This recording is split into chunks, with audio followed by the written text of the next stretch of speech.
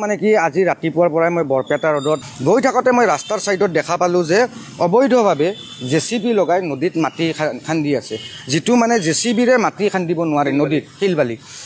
তো মই চাই গুচি আহিলোঁ। অহাৰ পিছত আমি নিউজ কৰিব গ'লোঁ, যিটো নিউজত গৈছিলোঁ সেই নিউজটো কৰি আহি মই ভাবিলোঁ যে যিহেতু অবৈধভাৱে তাত মাটি শিলবালি উঠাই আছে, জেচিবি নমাই নিউজটো কৰি যাওঁ। সেই বুলি কৈ মই আৰু মোৰ সতীৰ্থ কেমেৰা পাৰ্চনজনে আমি নামি গ'লোঁ তলত। নামি গৈ আমি গাড়ীৰ পৰা নামি ভিজুৱেল লৈছোঁ আৰু তাত কিন্তু এজন মই দেখাত ফৰেষ্টৰ লগো আছিল। মই পিছত গম পালোঁ তেখেতৰ নাম অজয়। যেতিয়া আমি নামি গৈছোঁ কেমেৰা লৈ যেতিয়া আমি নামি গৈছোঁ তেতিয়া সেই ফৰেষ্টাৰজনে অন্য ছাইডে পলাই গৈছে কেমেৰা দেখি। তাৰপিছত তিনিজন লোক আহিছে, তিনিজন লোক আহি মোক সুধিছে যে কিয় ভিডিঅ' কৰি আছা, তোমালোক কোন হয়? তেতিয়া অলৰেডি আমাৰ হাতত মোৰ চেনেলৰ বুম আছে, কেমেৰা আছে, দেখা পাইছে। তাৰপিছত সুধিছে কোন হয় তোমালোকে, কিয় ভিডিঅ' কৰিছা, ইয়াতে ভিডিঅ' কৰিব নোৱাৰা, কোন হয়, আই কাৰ্ড ক'ত? আমি আই কাৰ্ড দেখুৱাই দিছোঁ অফিচত, ND24 এনেকুৱা আমি আই কাৰ্ড দেখুৱাই দিছোঁ।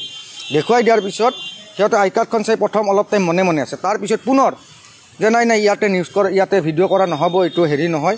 মই কৈছোঁ কিয়? যদি তোমালোকৰ এইটো বৈধ মহল হয়, যদি মহলটোত একো নাই তেতিয়াহ'লেতো ইয়াত নিউজ কৰাটো অসুবিধা নাই। বৈধ মহল যদি তাৰমানে ইয়াতে কিবা আছে, সেইকাৰণে আমাক নিউজ কৰিব মানা কৰিছা।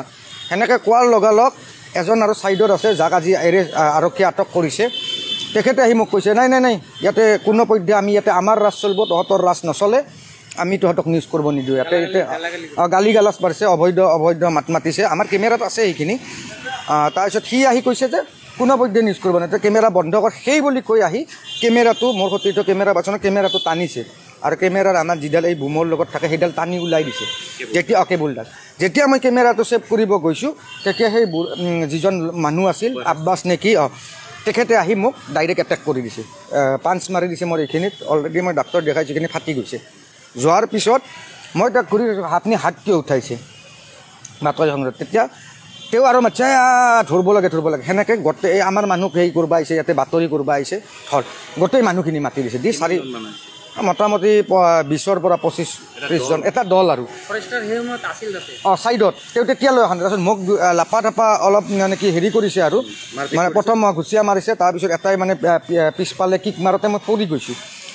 তেতিয়া মোৰ সতীৰ্থ কেমেৰামেনৰ কেমেৰাটোত সিহঁতে কাঢ়ি নিছে আৰু সিহঁতে সেইখিনি টাইমতে মই ফোনটো মাটিত পৰি থাকোঁতে ফোনটো লগাইছোঁ তাৰে লগৰ এজনক। তো সেই ফোনটো কৰা দেখি ফোনটো মই ক'ব নাপালোঁৱে, মোক ইয়াতে এটেক কৰিছে আহা তোমালোকে, সেইখিনি কোৱা হৈছিল নে নাই, মোবাইল দুটা কাঢ়ি নি দলি মাৰি দিছে বা নদীত। আহি মোক মেডিকেলত লৈ মেডিকেল কৰি মই বৰপেটা ৰোড আৰক্ষীত এজাহাৰ দিওঁ। আৰু আমি গম পোৱা মতে আজি প্ৰায় 5-6 বজামানত আৰক্ষীয়ে 3জনক গ্ৰেপ্তাৰ কৰিছে। সেই 3জনে আছিল, তাৰে বিশেষকৈ 2জন আৰু যিজন আব্বাছ বোলা অলপ বয়সস্থ, তেখেতে মানে কাজিয়া ষ্টাৰ্ট কৰা মেইন তেখেতে। আমি ভালকৈ কৈ আছিলোঁ যে আমি বাতৰি সংগ্ৰহ কৰিবলৈ আহিছোঁ, আমি ভিজুৱেলখিনি লৈ গুচি যাম, আৰু আপোনালোকৰ যদি মহলটো অবৈধ নহয় আমি ভিজুৱেল লোৱাত কি ইয়াতে আপত্তি আছে। গম পোৱা মতে সেই মহলৰ মালিক হিমাংশু দাস বুলি এজন বৰপেটা ৰোডৰ, আনহাতে আৰু এগৰাকী আছে সুবীৰ চৰকাৰ বুলি, তেখেতৰ ইয়াৰ স্থানীয় সুবীৰ চৰকাৰ, তেখেতৰ এই মহলটোৰ মালিক। কিন্তু তাত ফৰেষ্টৰ মানুহজন আছিল অজয় নাথ, তেখেত আছিল মাৰি থাকোঁতে আছিল, কিন্তু তেখেতে আমি নামি যাওঁতে গাড়ীৰ পৰা কেমেৰা দেখি তেখেতে ছাইড কাটছিল, পিছত মাৰি থাকোঁতে একদম সুখত আহিছে। চাওক আপুনি এজন ফৰেষ্টৰ বিষয়া বা ফৰেষ্টৰ গাৰ্ড ফৰে হওক যিয়ে নহওক, তেখেত তাত উপস্থিত আছে, তেখেতে নিজ চকুৰে তাৰমানে দেখি আছে গোটেইখিনি বালিত যে জেচিপি লগাই খনন কৰি আছে, তাতে ফৰেষ্টৰ বিষয়া য'ত উপস্থিত আছিল, আমি যাওঁতে উপস্থিত আছিল। গতিকে বন বিভাগৰ লগত ইয়াতে 100% জড়িত আছে, বন বিভাগে কমিশ্যন লৈ আছে, নহ'লে এনেদৰে কেনেকৈ অবৈধভাৱে তেওঁলোকে চলাই নিব। আৰু দেখা গৈছে যে ইয়াতে কিমানটা এক্সিডেণ্ট হয়, ডাম্পাৰ অবৈধভাৱে শিল বালি কঢ়িয়াই নিয়ে, সদায় এক্সিডেণ্ট হৈয়ে আছে, দুৰ্ঘটনা। সেই দুৰ্ঘটনা ৰোধ কৰে। আৰু বন বিভাগ এই মানে কি এই যে মহল ইয়াতে বৰপেটা ৰোডত বা বেকিত বা মানাসত যিমানটা মহল চলাই আছে গোটেইকেইটাতে বন বিভাগ জড়িত। এতিয়া 3জনকতো আটক কৰিছে, মই আৰক্ষীক ৰিকুৱেষ্ট কৰিছোঁ যিহেতু 20-25জনীয়া এটা দল আছিল, আটাইকেইগৰাকী আটক কৰা যাওক আৰু কঠোৰ শাস্তি হওক। কাৰণ কিয় সাংবাদিকৰ নিৰাপত্তা নোহোৱা হৈছে। আমি দিনৰ পোহৰত আমি অন্য এটা বাতৰি কৰি আহি দেখিলোঁ যে অবৈধভাৱে খনন চলি আছে। আপুনি যেতিয়া এটা ৰিপৰ্টাৰ হ'ব আপুনি দেখিব যে অবৈধভাৱে খনন কাৰ্য চলি আছে, আপুনি বাতৰিটো ল'ব যাব, বাতৰিটো ল'ব যাওঁতে তেওঁলোকে যে এটেক কৰিব, এইটো কিমান এটা ডাঙৰ কথা। তাৰ দিন দুপৰতে তেওঁলোকে মালিকক মাতিব লাগিছিল, তেওঁলোকৰ যদি কাগজ আছে বৈধ, কাগজখিনি আমাক দেখাব লাগিছিল যে আমাৰ মহলটো বৈধ।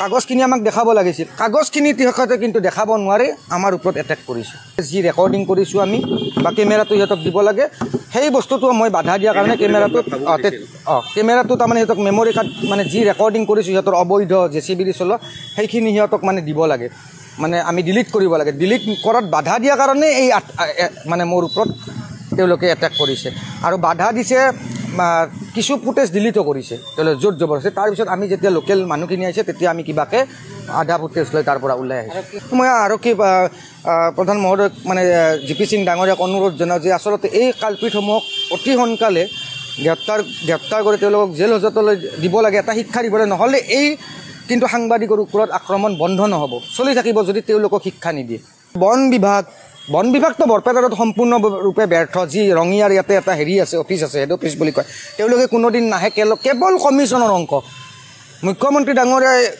দম্ভালি মাৰে যে কমিশ্যন ৰাজ বন্ধ হৈছে আমি বৰপেটা ৰোডত আহি তেওঁক এবাৰ ইনকুৱাৰী কৰিব দিছোঁ বৰপেটা ৰোডৰ বন বিভাগক তাতে ওলাই যাব কিমান কমিশ্যন খাই আছে ডেইলি আৰু দেখ প্ৰমাণ অজয় নাথ তাত বহি থাকে প্ৰতিখন JCBত 400 টকা প্ৰতিখন ট্ৰেক্টৰত 300 টকাকৈ তেওঁ দিনত ধন লয় তাত সেয়াও আমাক কিন্তু তাৰে লোকেল মানুহে জনাইছে তাৰে সাংবাদিকে আমাক জনাইছে গতিকে এনেদৰে অবৈধভাৱে মহলসমূহ চলি আছে গতিকে মই প্ৰশাসনৰ লগতে বন বিভাগকো মই অনুৰোধ জনাইছোঁ যাতে এই অবৈধ যি মহলসমূহ আছে অতি সোনকালে বন্ধ কৰক ব্যৱস্থা লওক